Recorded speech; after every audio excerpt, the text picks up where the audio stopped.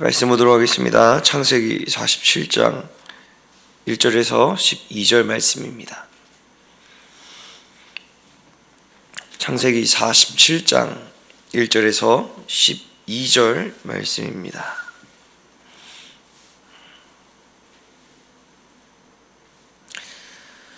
창세기 47장 1절에서 12절 말씀 우리 한 목소리로 함께 읽도록 하겠습니다. 시작. 요셉이 바로에게 가서 고하여 이르되 내 아버지와 내 형들과 그들의 양과 소와 모든 소유가 가나안 땅에서 와서 고센 땅에 있나이다 하고 그의 형들 중 5명을 택하여 바로에게 보이니 바로가 요셉의 형들에게 묻되 너희 생업이 무엇이냐? 그들이 바로에게 대답하되 종들은 목자이온데 우리와 선조가 다 그러하니이다 하고 그들이 또 바로에게 고하되 가나안 땅의 기근이 심하여 종들의 양떼를 칠 곳이 없기로 종들이 이곳에 거류하고자 왔사오니 원하건대 종들로 고센 땅에 살게 하소서. 바로가 요셉에게 말하여 이르되 내 아버지와 형들이 내게 왔은즉 애굽 땅이 내 앞에 있으니 땅의 좋은 곳에 내 아버지와 내 형들이 거주하게 하되 그들이 고센 땅에 거주하고 그들 중에 능력 있는 자가 있거든 그들로 내 가축을 관리하게 하라. 요셉이 자기 아버지 야곱을 인도하여 바로 앞에 서게 하니 야곱이 바로에게 축복하매 바로가 야곱에게 묻되 내 나이가 얼마냐? 야곱이 바로에게 아뢰되 내 나그네의 길이 세월이 130년이다. 내 나이가 얼마 못 되니 우리 조상의 나그네의 길에 연주에 미치지 못하나 험악한 세월을 보내었나이다 하고 야곱이 바로에게 축복하고 그 앞에서 나오니라. 요셉이 바로의 명령대로 그의 아버지와 그의 형들에게 거주할 곳을 주되 애굽의 좋은 땅 라암셋을 그들에게 주어 소유를 삼게 하고 또 그의 아버지와 그의 형들과 그의 아버지의 온 집에 그 식구들 따라 먹을 것을 주어 봉양하였더라. 아멘. 오늘은 창세기 47장 1절에서 12절 말씀으로 하늘의 본향을 위해 사는 삶이라는 제목을 함께 말씀 나누도록 하겠습니다. 자, 오늘 본문을 보면 야곱이 그의 가족과 모든 재산을 가지고 애굽에 온 이후의 상황을 말하고 있습니다. 요셉이 바로에게 가서 자신의 가족들이 애굽에 도착했음을 보고하게 되죠. 수많은 무리가 고센 땅에 온 가운데 요셉은 5명의 형제를 대표로 뽑아서 바로의 앞에 찾아가 인사하게 됩니다. 당시에 흉년이 지속되면서 곡식이 있는 애굽으로 사람들이 몰렸죠. 안 그래도 애굽은 경제적으로 풍요로운 나라였는데 흉년 기간 동안 하나님께서 요셉을 통해 알려주신 그 지혜로 말미암아서 나라의 위상은 더욱더 올라가게 되었습니다. 그러한 나라의 왕을 아련한다는 것은 굉장히 의미 있는 것이죠. 비록 요셉이 애굽의 총리 자리에 있기는 하지만 그 요셉을 총리로 세운 것이 바로이기에 요셉의 형들은 이 바로 왕을 아련한다는 것에 있어서 긴장하지 않을 수 없었을 것입니다. 바로의 앞에 온 5 형들에게 바로가 질문을 하죠. 이 3절을 보면 무슨 일을 하는 자들인지 이들에게 묻습니다. 이들은 바로 앞에 목자라고 밝힙니다. 이 일은 자신의 조상들로부터 내려온 일이기도 했음을 바로에게 말하죠. 그리고 바로에게 요청하기를 4절을 보면 고센 땅에 거류하기를 원한다라고 말합니다. 이 모든 것은 사실 요셉이 형들에게 먼저 언지를 준 것임을 창세기 46장을 통해서 우리가 알 수가 있습니다. 가나안에서부터 야곱과 그의 모든 가족, 모든 소유가 애굽의 이 고센 땅으로 왔습니다. 요셉이 유다를 통해서 고센 땅으로 인도했기 때문이죠.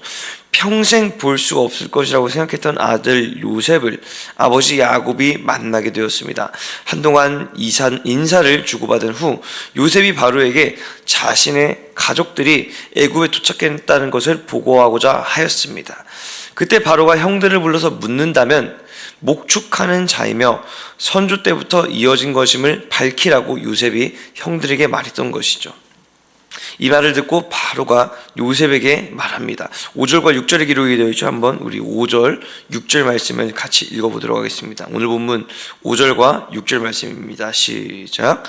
바로가 요셉에게 말하여 이르되 내 아버지와 형들이 내게 왔은즉 애굽 땅에 내 앞에 있으니 땅의 좋은 것에 내 아버지와 내 형들이 거주하게 하되 그들이 고센 땅에 거주하고 그들 중에 능력 있는 자가 있거든 그들로 내 가축을 관리하게 하라. 아멘. 자, 바로가 요셉에게 말합니다. 내 가족이 왔으니 애굽 땅 중에서 좋은 곳을 골라서 거주하게 하라라고 말이죠. 비록 요셉은 애굽인은 아니었습니다. 그러나 바로의 신하로서 얼마나 바로에게 신임을 얻었는지를 오늘 이 5절과 6절 통해서 알 수가 있습니다. 아무 곳이나 원하는 곳이 있으면 그렇게 행하고 그곳에서 살라라고 말하는 것입니다. 형들이 고센 땅에서 살기를 원하였다고 말했으니 바로는 그 자리에서 그들이 고센 땅에 거주할 수 있도록 승낙을 한 것입니다. 그러나 여기서 끝이 아니죠. 6절 하반절을 보면은 그들 중에 능력 있는 자가 있거든 그들로 내 가축을 관리하게 하라라고 말합니다.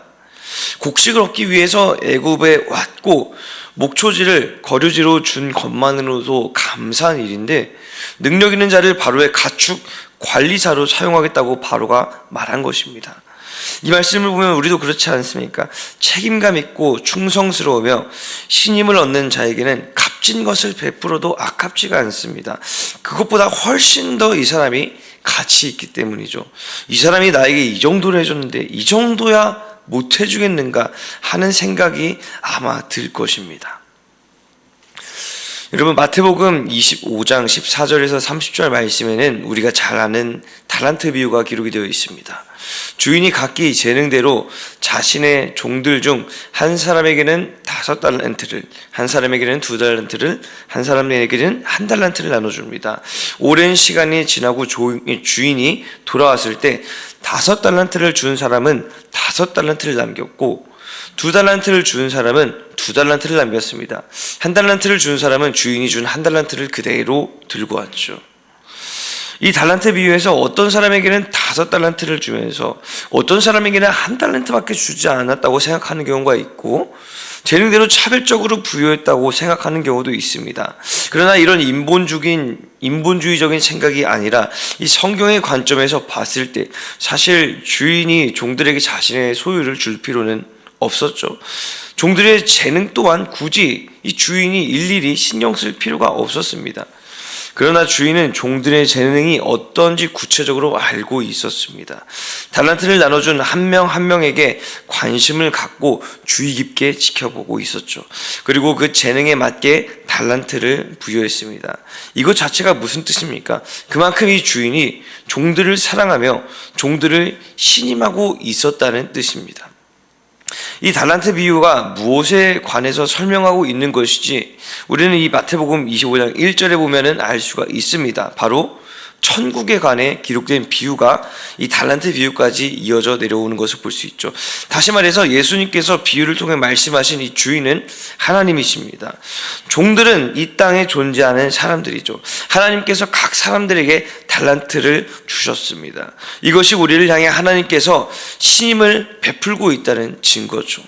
하나님의 신임에 감사할 줄 알고 최선을 다하는 자에게 하나님께서 어떻게 말씀하십니까? 마태복음 25장 21절에 이렇게 기록되어 있습니다. 잘하였도다 착하고 충성된 종아, 내가 적은 일에 충성하였음에 내가 많은 것을 내게 맡기리니 내 주인의 즐거움에 참여할지어다 라고 말이죠. 다시 오늘의 본문으로 돌아와서 바로에게 신임을 얻은 자에게 바로는 원하는 것 이상으로 베풀었습니다. 만왕의 왕이신 하나님 또한 마찬가지라는 것이죠. 그러나 하나님과 바로가 다른 점이 있다면 바로는 그 앞에서 충성된 자에게 이 특권을 베풀었지만 하나님은 우리를 사랑하사 우리가 그런 충성된 하나님께 그런 신임을 베풀어 그런 행동을 하기 전에 먼저 하나님께서 우리에게 특권을 베푸셨다는 것입니다. 그것이 바로 하나님의 은혜죠. 그리고 특권 또한 세상의 그 어떤 것과도 비교할 수 없는 오직 하나님께서만 주실 수 있는 특권이 준비되었다는 것을 하나님께서는 말씀하고 있으십니다. 여러분, 우리는 이것을 기억해야 합니다. 하나님께서는 이 땅에 존재하지 않는 하나님께서 주실 수 있는 하나님만의 특권을 이미 우리를 향해 준비해 놓고 있으십니다. 바로는 그 지역에서 애굽 땅의 가장 좋은 것을 이 신인을 얻는 자에게 선물로 주었죠. 그러나 만왕의 왕이신 하나님께서는 우리에게 그것보다 더 큰 선물을 예비하고 있으십니다. 더 큰 특권을 우리에게 예비하고 있으신 것이죠. 우리가 이것을 기억하시고 최선을 다해 살아갈 수 있는 이유, 바로 하나님께서 우리를 사랑하셨고 믿어주셨기 때문임을 우리는 기억해야 하는 줄 믿습니다. 이 말씀을 힘입어서 승리하시는 저와 여러분 되시길 주님의 이름으로 축복합니다. 자, 7절을 보면은 야곱이 바로 앞에 나온 것을 볼 수가 있습니다. 야곱은 바로 앞에 인사하고 바로를 축복했습니다. 바로는 야곱에게 나이가 어떻게 되는지를 물었죠. 그 질문에 야곱이 답하는데 우리 9절 말씀을 같이 한번 보도록 하겠습니다. 오늘 본문 9절 말씀입니다. 우리 같이 읽겠습니다. 시작. 야곱이 바로에게 아뢰되 내 나그네 길의 세월이 130년이니이다. 내 나이가 얼마 못 되니 우리 조상의 나그네 길의 연조에 미치지 못하나 험악한 세월을 보내었나이다 하고. 아멘. 자, 야곱이 말합니다. 자신의 나그네 길의 세월이 130년이다 라고 말이죠. 야곱의 나이 130세 동안 야곱은 나그네의 길을 살았다고 고백하고 있습니다. 그리고 9절 뒤를 보면 험악한 세월을 보냈다고 말하고 있죠. 사실 야곱의 이 출생부터 보면 야곱이 과연 험악한 세월을 살았는지 의문을 가질 수가 있습니다. 야곱의 아버지인 이삭은 아브라함이 100세가 되었을 때 낳았던 아들이죠. 아브라함이 자신이 가지고 있던 모든 소유를 이삭에게 물려주었습니다.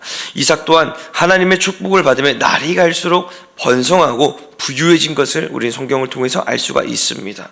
그 아들로 태어난 자가 바로 야곱이었죠. 야곱의 태생은 다른 사람이 볼 때 절대 모자라지 않았습니다. 오히려 남들이 부러울 만한 인생이었죠. 족장의 아들이 얼마나 물질적으로 부족함 없이 살았겠습니까?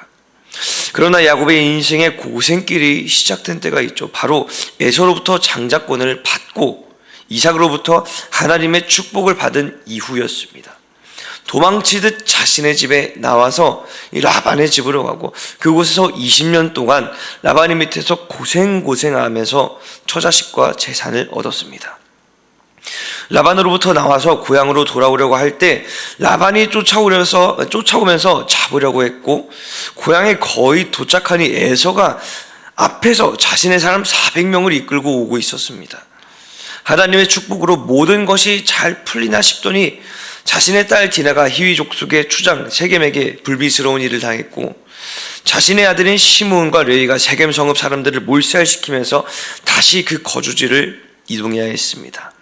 그랬더니 이번에는 자신의 사랑하는 아들 요셉이 짐승에게 잡아먹혔다는 소식을 듣고 애통해했습니다.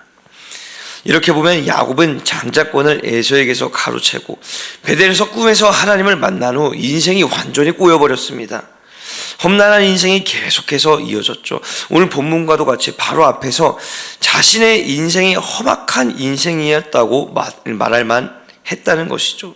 하나님께 불평하고 하나님을 비난할 수도 있었던 인생이 바로 야곱의 인생이었습니다. 그러나 야곱이 9절에서 바로에게 말할 때 자신의 인생을 뭐라고 설명합니까? 처음을 보면은 나그네 길이라고 설명하는 것을 볼 수가 있습니다. 여러분, 나그네는 거처가 있는 사람이 아니죠. 특정 지역에 거주하고 있는 사람이 아니라 떠도는 사람을 말하는 것이 바로 이 나그네입니다. 그렇다면 하나님께서 아브라함에게 약속하신 약속의 땅 가나안에 들어가면 야곱의 나그네의 삶이 마무리가 되는 것일까요?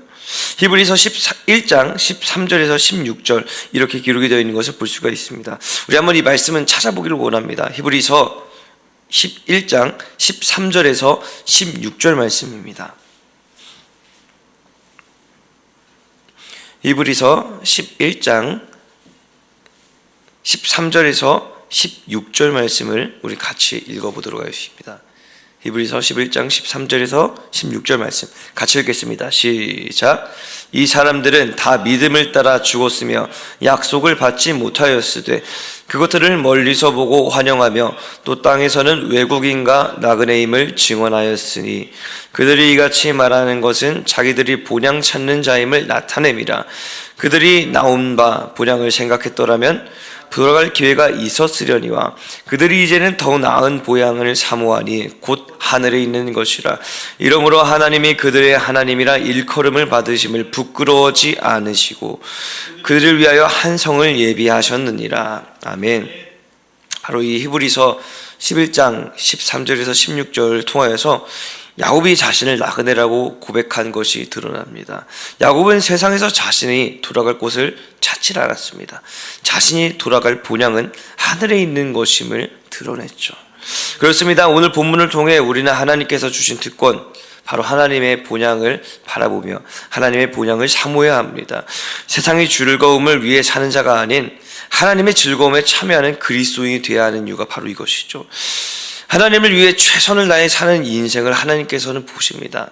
하나님께서는 그들의 인생을 절대 부끄러워하지 않으십니다. 잘하였도다 충성된 종아, 칭찬받는 그리스도인으로 살아가며 오늘 주어진 삶도 최선을 다해 살아가는 이유가 바로 여기에 있는 것이죠. 오늘 우리가 참된 그리스도인으로 살아가는 것을 여러분들이 믿으신다면 이제는 우리가 더 이상 이 땅의 본향을 바라보는 것이 아니라 하늘의 본향을 바라봐야 할 줄 믿습니다.